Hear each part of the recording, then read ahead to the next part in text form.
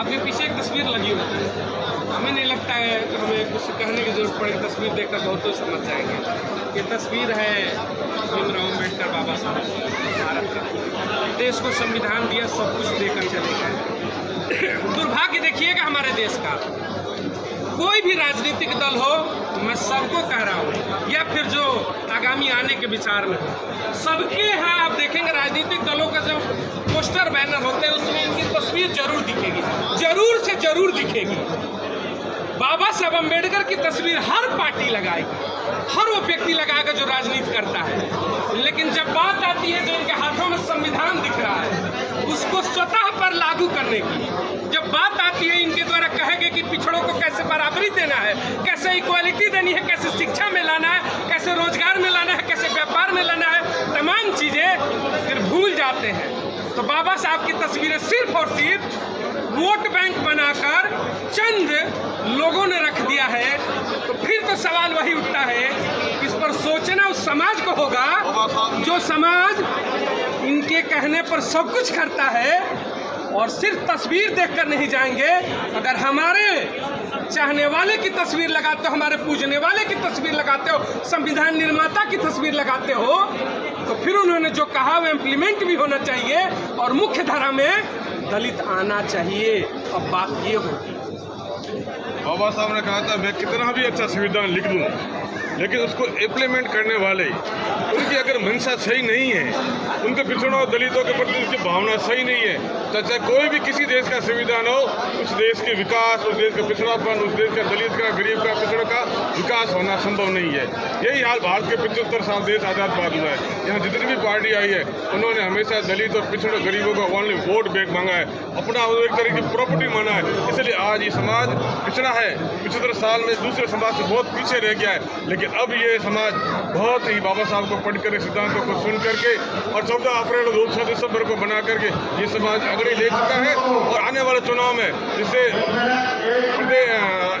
राज्य में 4 चुनाव हो रहे 4 राज्यों में, वहाँ 11 सूत्री जो राज्य सरकारें या पार्टियां अपने चुनाव घोषणा पत्र में घोषणा करेगी कि जिस उदित राय जी ने पूरे देश के अंदर जंग छोड़ रखी है, तो बहुजन समाज भी आने वाले चुनाव में उसी 4 राज्यों में अपना वोट देगा। उसके बाद 24 में भारत सरकार की जो आम चुनाव होंगे उसमें भी जो भी पार्टियां, चाहे कोई भी पार्टियां हो, बाबा साहब के विचारों को, बाबा साहब के सिद्धांतों को मानेगी, तो देश का बहुजन समाज उसी पार्टी को वोट देगा। बहुत दिन हो गए हमको पहला फुसला करके लोगों ने सत्ता प्राप्त की, राज किया और हमारा आर्थिक शोषण किया। अब जाकर देखिए, बात करें 75 वर्षों के बाद परिवर्तन क्या होता है, यही परिवर्तन होता है। 75 वर्षों बाद ही सही, दिमाग पर जो ताला लगा था उसमें चाबी लग गया है, वो ताला खुल चुका है। अब नहीं, पार्टी के नाम पर नहीं, अब तो बात होगा व्यक्तिगत, अब तो बात होगी समानता की। समानता दोगे तो साथ आएंगे, अदरवाइज खुद के लिए खड़े होंगे।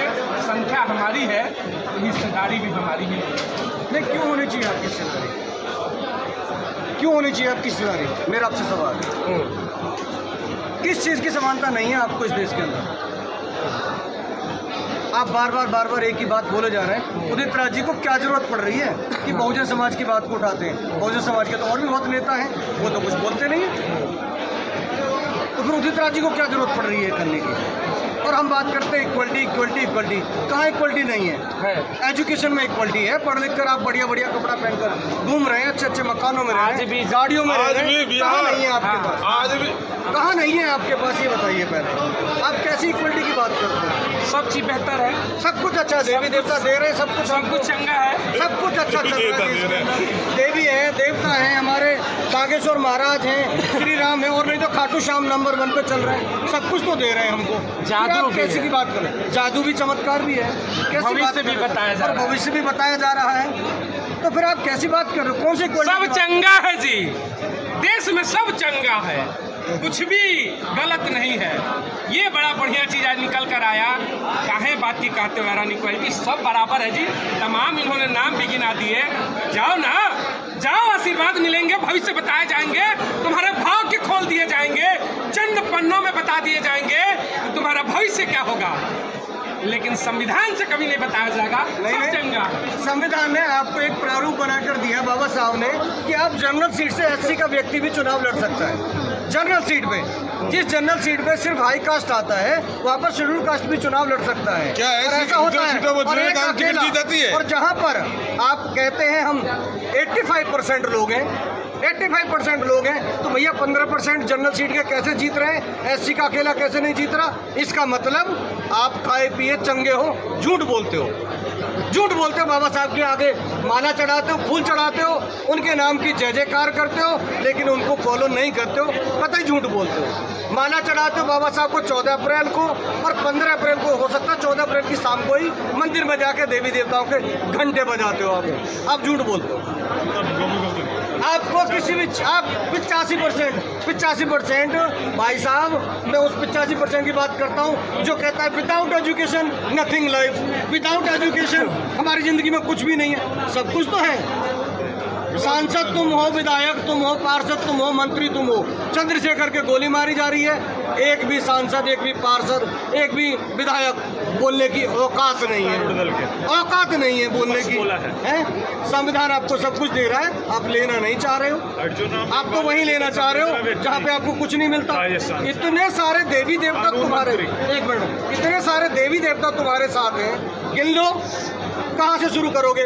साहू जी महाराज से शुरू हो जाओ, बिरसा मुंडा से शुरू हो जाओ, काशीराम से शुरू हो जाओ, कहाँ से बाबा साहब अम्बेडकर से शुरू हो जाओ। कितने सारे देवी देवता जिन्होंने तुमको दिया ही दिया है, तुम पे तो लिया नहीं जा रहा।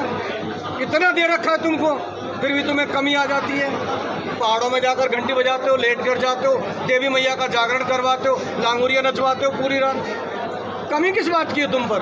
साइकोलॉजिकली गन पॉइंट पर आपको नहीं मारा जा रहा है, आपको दिमाग से मारा जा रहा है। आपको गोली से मारने की जरूरत नहीं, किसी को गोली से मारने की जरूरत नहीं है। कहते हैं ना कि चरस कई तरीके के होते हैं, विभिन्न तरीके के। कुछ ऐसे हैं छटाओ जिंदगी भर नाचते रहोगे। इनकी पीड़ा मैं बताता हूँ।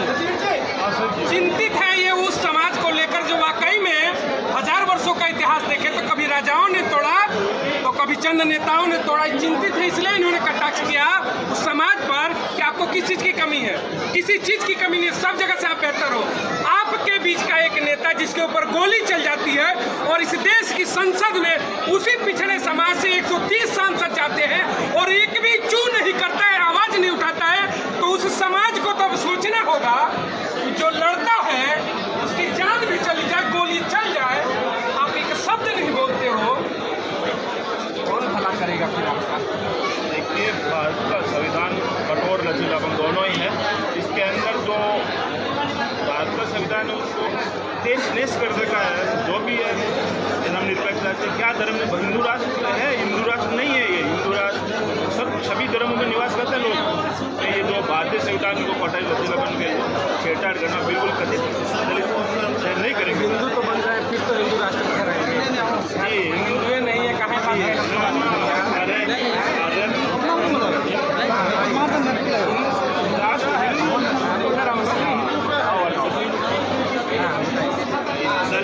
हम दलित हैं।